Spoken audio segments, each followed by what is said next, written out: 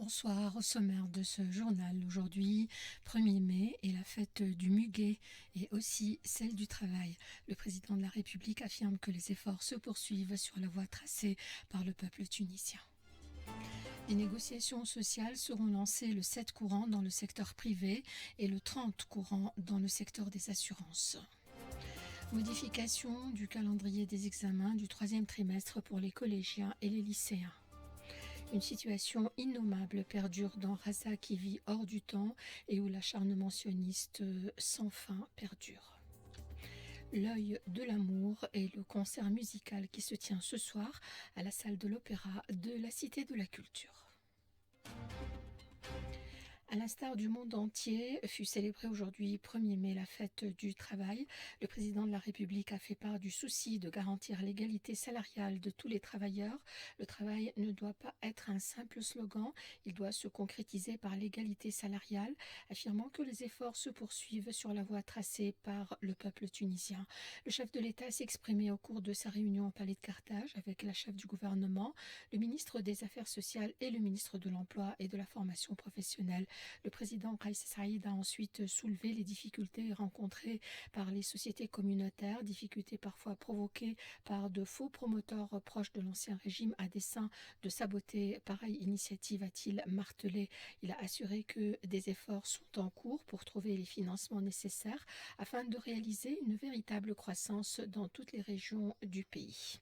Et dans une déclaration marquant la célébration de la fête du travail, le Parlement a souligné que cet événement constitue une occasion renouvelée pour affirmer l'importance que la Tunisie accorde à la classe ouvrière et au travail. Cette célébration coïncide cette année avec l'examen par l'ARP du projet de loi portant organisation des contrats de travail et interdiction du régime de la sous-traitance, un projet qui reflète les choix et orientations de l'État en matière d'organisation des relations professionnelles et de consécration des attributs du travail décent pour rompre avec toutes les formes d'emploi précaires.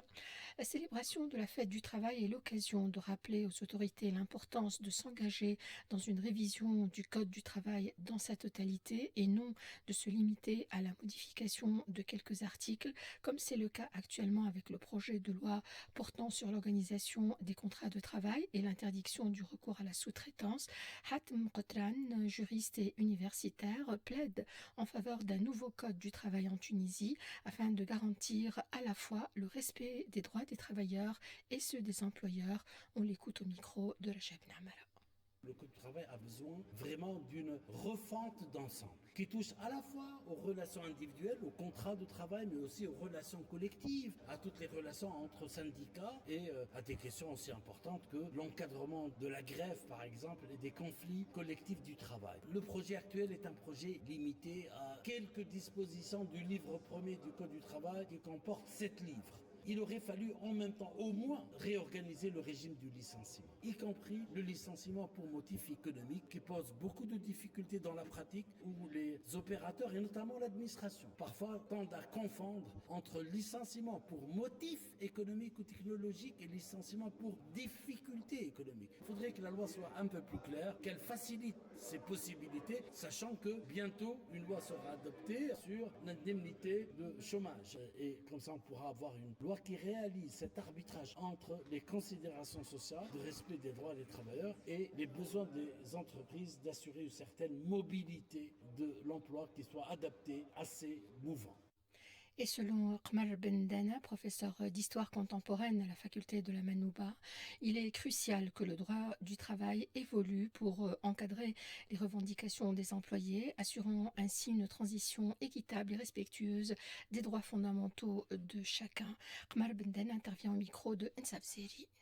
Aujourd'hui, la valeur du travail est plus d'actualité que jamais, même si on sait qu'il y a d'abord énormément de chômage en Tunisie et puis surtout que la nature du travail aussi a changé, a beaucoup évolué avec la technologie, avec les changements sociaux. Donc le travail est plus que jamais lié à ce qu'on appelle la dignité, qui est à mon avis un besoin humain total, essentiel et absolument fondamental. Donc je pense qu'il faut fêter le travail, mais surtout il faut travailler à ce que le travail soit disponible, soit à la hauteur aussi de la demande l'ensemble des citoyens et des citoyennes et surtout soit capable aussi de restaurer la dignité des Tunisiens parce qu'ils sont vraiment en demande. Ce qui me semble intéressant aujourd'hui, c'est que véritablement la loi du travail épouse notre temps, c'est-à-dire que le travail aussi doit s'adapter à la vie des gens, par exemple pour le travail des femmes, l'aménagement aussi du temps de travail avec le temps de loisirs, avec le temps familial, avec les autres temps de la vie, et puis surtout pour un aménagement des salaires, parce que moi je pense que les salaires en Tunisie aussi doivent absolument être mis un peu à jour en fonction des besoins, de la cherté et surtout de l'inflation. Donc j'espère que tout cela est pris en considération par nos législateurs.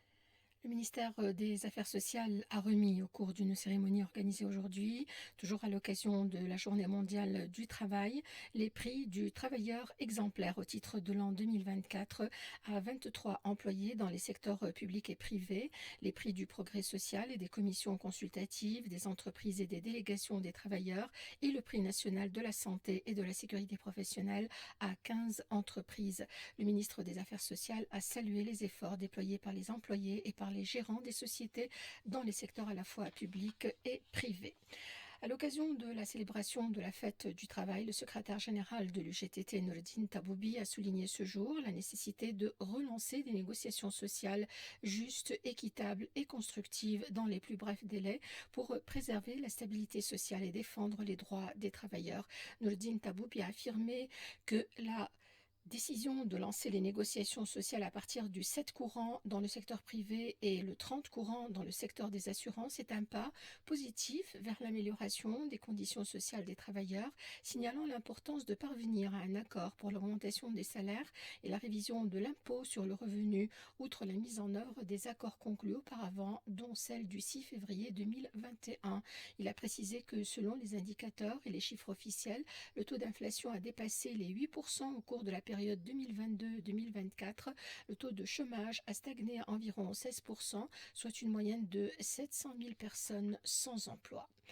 Le ministre de l'Éducation, Noureddine Nouiri, fait part d'une modification du calendrier des examens du troisième trimestre pour les élèves des collèges et des lycées. Cette décision vise à renforcer la préparation et l'organisation des épreuves du baccalauréat de la session 2025. Ainsi, les examens de la semaine ouverte auront désormais lieu du 15 au 21 mai, tandis que les examens de la semaine bloquée seront programmés du 22 au 28 mai.